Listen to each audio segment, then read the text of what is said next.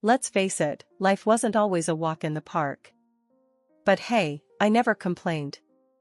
My folks weren't rich, but they weren't dirt poor either. They scraped by, gave me a good education, and instilled a strong work ethic in me. That work ethic landed me a decent job right out of college, accountant for a boring but stable insurance firm. 40 years flew by in a blur of spreadsheets, tax forms, and endless cups of lukewarm coffee. My life wasn't exciting, but it was predictable. Then, something completely unexpected happened.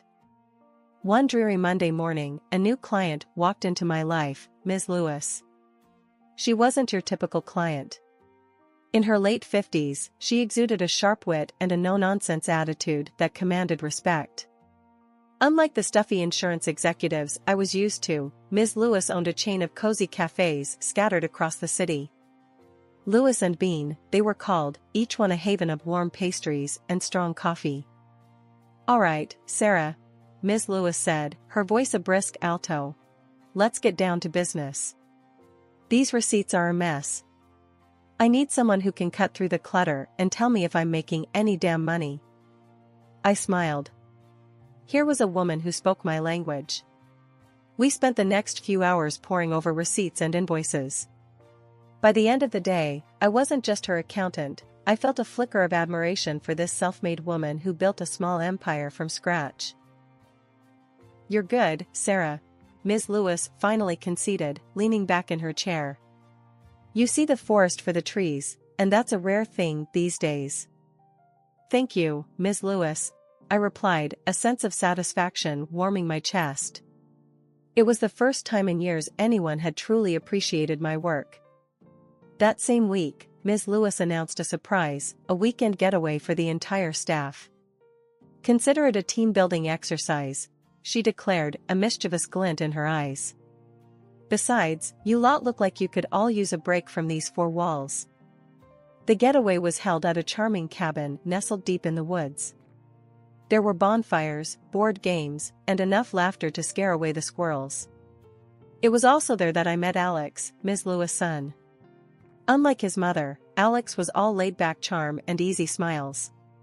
He rarely appeared at the cafes, preferring to spend his time traveling and exploring the world, as he put it.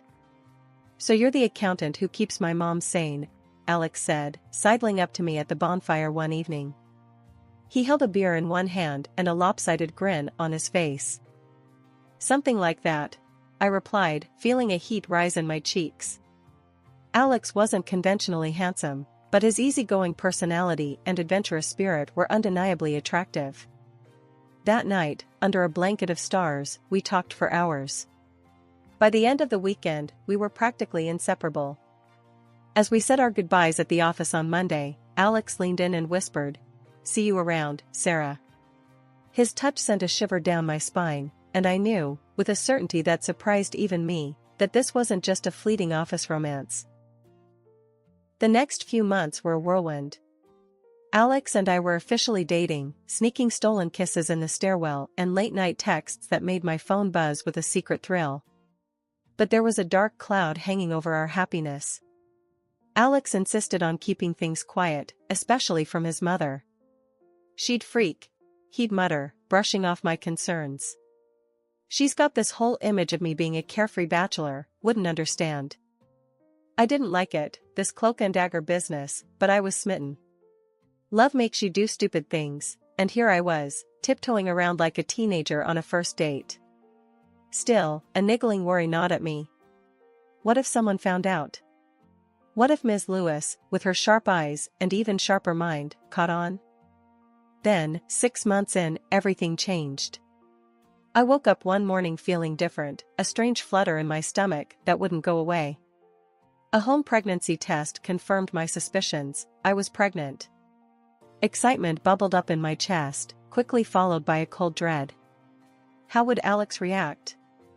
That night, after work, I practically shoved the test into his hands. His face went white as a sheet. The carefree smile I loved so much was replaced by a grimace. This can't be happening," he stammered, his voice tight. "Alex," I began, my voice shaky with a mixture of hope and fear, "we can figure this out." We can. He cut me off, his voice harsh. Look, babe, he said, using a nickname that suddenly sounded cold and impersonal. This isn't the right time for me to be a dad. I'm not ready for all that. My heart sank. The warmth I felt moments ago turned to ice. But Alex. No buts, he snapped. This needs to be taken care of. You know what I mean? His callous words stung. This wasn't the Alex I thought I knew. Taken care of? I repeated, my voice barely a whisper. Yeah, he said, avoiding eye contact. There are clinics. It's no big deal these days. Anger flared within me, hot and bitter. No big deal? I shouted, finally snapping. This is my body, Alex. This is my life you're talking about, like it's nothing. He flinched at my outburst, but his jaw remained stubbornly set. Look, he sighed, running a hand through his hair. I'm not trying to be a jerk. But you gotta be realistic. You're not exactly a spring chicken anymore. What if something goes wrong? What if? He didn't finish the sentence, but the implication was clear. I was old, unfit, unworthy. Tears welled up in my eyes, blurring my vision. And what about Ms. Lewis? He added, his voice dropping to a low murmur. If she finds out, I'm toast. You're toast. We're both toast. His words were a cruel slap in the face. It wasn't just about him anymore. He was threatening my job, my livelihood, all to protect his precious image as the carefree bachelor son. The man I loved was turning out to be a selfish coward, and the realization shattered me. I spent the next few days in a daze. I couldn't sleep, couldn't eat. My work suffered, and Ms. Lewis, bless her perceptive heart, must have noticed.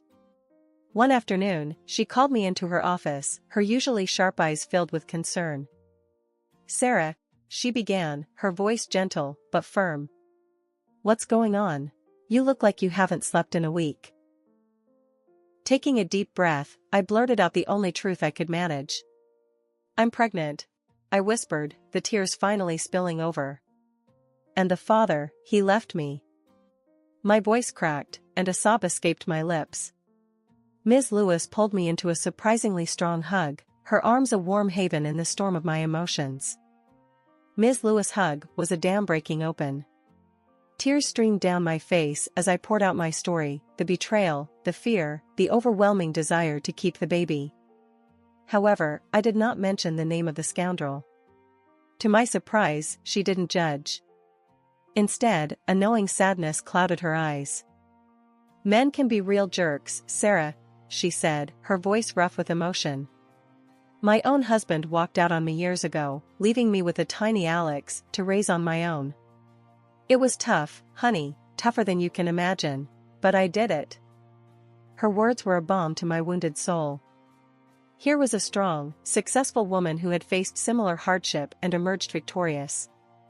It gave me a flicker of hope, a belief that maybe, just maybe, I could do this too. Look, Ms. Lewis continued, her voice firming up. This is your decision, Sarah. But if you choose to keep the baby, I'm with you all the way. We can figure out a way to make things work. Maybe some remote work, lighten your load a bit. Loyalty goes both ways, Sarah, and you've been a damn good accountant for me all these years. Relief washed over me, warm and welcome. The fear of losing my job, my livelihood, had been a constant weight on my chest. Now, Ms. Lewis was offering a lifeline, a chance to be a mother without sacrificing my career. The next few months were a blur of doctor's appointments, nesting instincts, and a growing sense of determination. Alex never called, never checked in. But with each passing day, the little life growing inside me filled that emptiness with something new, something precious, a love that was fierce and unconditional. Finally, the day arrived. A healthy baby boy, with chubby cheeks and a head full of dark hair, entered the world. Holding him in my arms, the tiny fingers wrapped around mine, I knew I'd made the right decision. Life settled into a comfortable rhythm. My days were filled with the gurgle of baby laughter, the clatter of tiny fists on the high-chair tray, and the quiet hum of work emails answered between diaper changes and nap times. Ms. Lewis, bless her heart, even offered to help out with childcare sometimes, spoiling my son rotten with trips to the zoo and afternoons filled with her famous chocolate chip cookies. Then, one day, Ms. Lewis dropped a bombshell on me.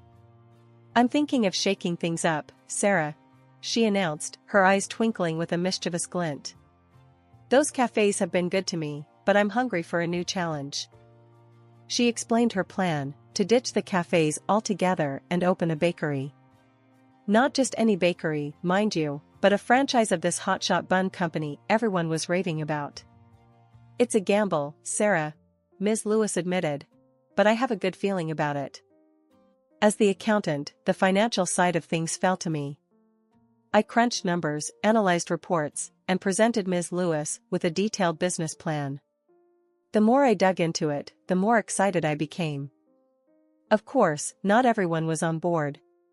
The day Ms. Lewis announced her plans to the office, the door practically slammed itself shut behind a fuming Alex. "You're crazy, Ma," he yelled, his voice echoing in the stunned silence. "Those cafes are a goldmine. Why would you throw it all away for some stupid bakery fad?" His outburst was both shocking and unwelcome. Alex completely ignored me, didn't even spare me a glance as he stormed past my desk. It stung, a prick of fresh hurt, but I quickly pushed it down. Ms. Lewis, however, remained unfazed by her son's tantrum. "Don't listen to him, Sarah," she said, her voice firm. "He wouldn't know a good business opportunity if it bit him in the... Well, you get the picture." Despite Alex's disapproval, Ms. Lewis was determined. With my help and a hefty loan, she sold the cafes and took the plunge into the world of artisanal bread and fancy pastries. The first year of the bakery was a nail-biter. Customers trickled in, but not enough to fill the cavernous space Ms. Lewis had leased. The dream of fresh-baked success seemed to be slowly turning stale. One particularly tense afternoon, I was presenting some financial reports to Ms. Lewis when Alex barged in, uninvited as usual. He glanced at me with a sneer, then turned to his mother. "See, Ma," he scoffed. "Told you this was a stupid idea. You're gonna lose your shirt thanks to your lousy advisors." He flicked his gaze back to me, his voice dripping with disdain. "And you," he sneered, pointing a finger at me. "You should be fired for dragging her into this mess." Before I could retort, Ms. Lewis slammed her fist on the table, the force of it making the coffee cups jump. "Alex," she roared, her voice surprisingly strong. "You will show respect in my office. Sarah is a valued employee, and you will treat her as such." Alex, taken aback by his mother's sudden outburst, mumbled something about "just looking out for you," then slunk out of the office, leaving a trail of awkward silence in his wake. Ms. Lewis sighed, pinching the bridge of her nose. "Don't mind him, Sarah. He can be a real jackass sometimes." I managed a weak smile. Alex's presence was always unpleasant, but witnessing his blatant disrespect towards his mother was a new low. 3 years later, that hard work paid off.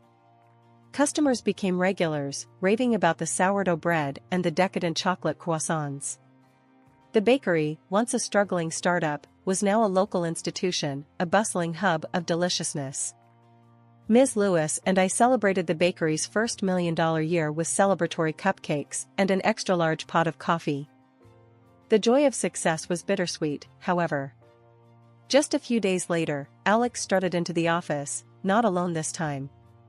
On his arm hung a young woman, all blonde hair and tight dresses, his new wife, as it turned out.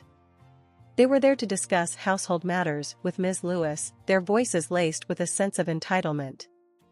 As they walked past my office on their way out, I couldn't help but overhear a snippet of their conversation. "She's being a stubborn old bat," Alex grumbled. "Refuses to give us any money. Maybe we should just..." His voice trailed off. The rest I could only piece together. It seemed they were hatching a plan that involved taking money from Ms. Lewis without her consent. My stomach clenched. I couldn't let this happen. I rushed into Ms. Lewis' office, spilling the details of the overheard conversation. Ms. Lewis listened intently, her face grim. "Alex," she began, a world of weariness in her voice. "I knew he'd changed, but I never expected." But we didn't have time to do anything because a shadow began to fall over Ms. Lewis' bright spirit. What started as occasional fatigue escalated into frequent bouts of illness. She'd brush it off, claiming it was just getting old, joking about how even her body was finally ready to scrap after all these years. I, of course, wouldn't have it. "Don't be ridiculous," I'd retort. "You've got more energy than most 20-year-olds I know. You just need to see a doctor." But Ms. Lewis, bless her stubborn heart, was determined to stay on her feet.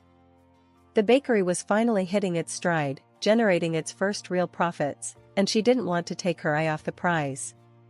"There'll be time for doctors later, Sarah," she'd say, her voice a little raspy. "Right now, we've got a bakery empire to build." Then came the day that turned my worry into full-blown dread. Ms. Lewis was presenting a new line of seasonal pastries to the staff when she suddenly doubled over, clutching her stomach. Panic surged through me as I rushed to her side. "It's nothing, Sarah," she gasped, her voice weak. "Just a wave of dizziness. Give me a minute." She reached into her purse, her hand trembling, and pulled out a small bottle of pills. "Just need a little boost," she mumbled, offering me the bottle. I took it, eyeing the plain packaging with suspicion. No label, no expiry date, just a jumble of unfamiliar letters. "What are these?" I asked, my voice firm. Ms. Lewis winced. "Alex got them for me," she admitted, her voice barely a whisper. "Some new thing for energy and focus," he said. "Strong stuff apparently." My blood ran cold. This wasn't a coincidence. This was an attack. Alex was somehow, someway, making his mother sick. The thought filled me with a rage so primal it scared even me. "We need to get these tested," I declared, my voice hard. "We need to know exactly what's in them." Ms. Lewis, shaken but resolute, nodded in agreement. "Meet me at the office tomorrow," she rasped, her voice regaining some of its old strength. "We'll figure this out, Sarah. We always do." Her words fueled my resolve. I wouldn't let her down. Leaving work early, I tucked the pill bottle into my purse and headed straight to the lab. There, I met with Emily, a brilliant chemist and one of my closest friends. Whisking her into a secluded corner, I filled her in on the entire situation. Emily listened intently, her brow furrowed in concern, and promised to expedite the analysis, and I left the lab with a churning stomach, the weight of the knowledge heavy on my shoulders. The next morning, even before I reached the office, my phone buzzed with an email notification. It was from Emily, the subject line, "Stark. Analysis results urgent." My heart pounded as I clicked it open, dread twisting in my gut. The email confirmed the worst. The pills contained a potent cocktail of substances, designed to mimic energy-boosting supplements, but with a sinister twist. Long-term use could lead to serious health problems, potentially even death. My stomach churned as I raced towards Ms. Lewis' office, the email with the test results burning a hole in my pocket. I needed to get to her, to lay out the horrifying truth about Alex and those pills. Just as I reached for the doorknob, my phone shrieked to life, the caller ID flashing my nanny's name. "Sarah," her voice crackled through the receiver, laced with panic. "Something's come up. A family emergency, I gotta leave right away. Can you?" The rest of her sentence was lost in the static, but the message was clear. I was on my own, juggling a brewing corporate scandal and a 3-year-old with nowhere to go. Frustration bubbled up, threatening to boil over. This was exactly the wrong time for a childcare crisis. Thinking fast, I called my son's daycare, only to be met with their voicemail message. Desperate, I dialed Ms. Lewis' number, hoping for a miracle. "Sarah? What's wrong?" Ms. Lewis' voice came through, laced with concern. I explained the situation, the jumble of childcare woes, and a burning need to discuss something urgent. A beat of silence followed, then a sigh. "Bring him in, Sarah," Ms. Lewis said, her voice firm. We'll figure something out. Relief washed over me. With a grateful thank you, I bundled my son into the car, his bright chatter a stark contrast to the turmoil brewing within me. As soon as I entered the office and sat my son down on a chair, the door flew open, revealing Alex in all his smug glory. On his arm hung his glamorous wife, her perfectly coiffed hair and designer dress a stark contrast to the chaos of my day. Their arrival was like a punch to the gut. But before I could react, Alex spotted my son, who was happily exploring a corner of the office. His face contorted in a sneer. "What the hell is this?" he bellowed, his voice dripping with venom. "Don't even try to pull this blackmail crap, Sarah. That kid means nothing to me." His words hung heavy in the air, a cruel and public declaration. Ms. Lewis, who had just entered the room, froze in the doorway, her eyes widening in shock. "Alex," she gasped, her voice tight. "What are you talking about?" Confusion warred with a dawning confidence in my head. Taking a deep breath, I met Ms. Lewis' bewildered gaze. "He's your grandson, Ms. Lewis," I said, my voice surprisingly steady. "Alex and we dated for a while. 6 months, to be exact. And then he left, when he found out I was pregnant." The revelation hung in the air, thick with tension. Alex's wife, the picture of perfect composure moments ago, let out a surprised gasp. "This is ridiculous," Alex blustered, his face reddening. "She's lying. This is all a..." But his tirade was cut short by his wife. Her voice, usually soft and breathy, now held a steely edge. "Alex," she said, her words clipped, "we need to deal with this. Now. Otherwise, the little surprise might have a claim on your inheritance." A strained silence filled the room after the bombshell dropped by Alex's wife. Then, to my surprise, Ms. Lewis let out a shaky laugh, a sound more like a cough racking her frail body. But she pushed through, her voice surprisingly strong as she addressed the stunned couple. "Hold your horses, you two," she rasped, her eyes flashing with defiance. "Inheritance? It's a little early for that, wouldn't you say? Besides, I'm not going anywhere anytime soon, not even if that's what you two vultures are hoping for." Her words hung heavy in the air, accusation dripping from each syllable. Then, with a dramatic flourish, she pulled out the email I had forwarded her earlier. "And thanks to Sarah here," Ms. Lewis continued, her voice gaining strength, "I know exactly what that little gift of yours is all about." She pointed a finger at the pill bottle. "Poison, that's what it is. You tried to poison me, Alex." The color drained from Alex's face, replaced by a sickly pallor. His wife, once the picture of composure, began to fidget nervously, her carefully painted nails digging into the flesh of her arm. The jig was up, their little scheme laid bare.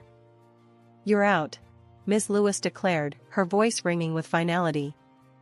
"I'm changing my will. You get nothing. Not a dime, not a single brick from this bakery." Anger flashed across Alex's face, quickly morphing into a desperate plea. "But Ma," he whined, "give me another chance. I was just..." Just then, the office door swung open, revealing 2 uniformed police officers. Ms. Lewis had called them the moment her suspicions were confirmed. Alex and his wife, their facade of arrogance crumbling, started pointing fingers at each other. Alex blamed his wife, spewing accusations about it being her idea. She, in turn, shrieked about his manipulative ways and how he'd forced her into the scheme. We spent the next hour recounting the events for the police, the story spilling out in a jumble of emotions. Finally, with a promise to keep me updated on the investigation, the officers left. Exhausted but strangely exhilarated, I gathered my things, ready to head home. As I bundled my son into his car seat, Ms. Lewis placed a hand on my shoulder, her voice softer now. "Thank you, Sarah," she whispered, her eyes glistening. "For everything. You saved my life." My throat tightened. "We did it together, Ms. Lewis," I managed, my voice thick with emotion. The legal battles that followed were long and messy, but ultimately, justice prevailed. Alex and his wife were found guilty, receiving sentences that reflected the severity of their crime. Ms. Lewis, with a renewed zest for life, took her grandson under her wing, showering him with love and spoiling him rotten. As for me, she made a shocking, yet somehow fitting, decision. She was leaving the bakery to me, her loyal and courageous accountant. It was a legacy of trust and gratitude, a reward for standing by her side when she needed me most.